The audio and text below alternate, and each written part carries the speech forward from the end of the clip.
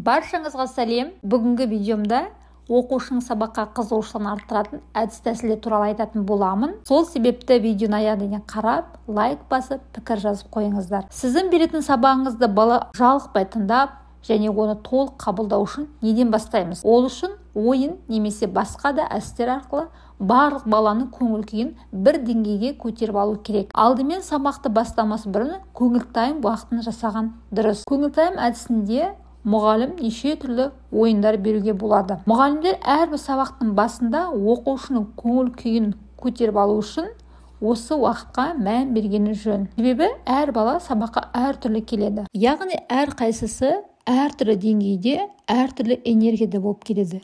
Енді сол энергияны бір деңгейге келтірген кезде ғана әрі қарай сабаққа өтсеңіз, осы үшін өте тиімді және пайдалы.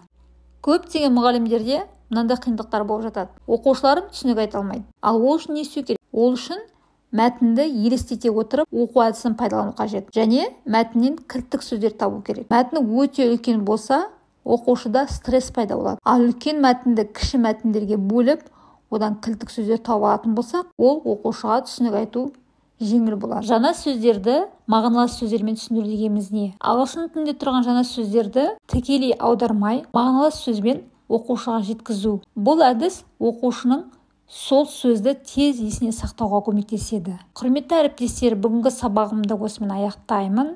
Сіздерге қандай да бір көмегім болады деген ойдамын. Егер видеом ұнаса, лайк басып, каналыма тіркеліп кетіңіздер.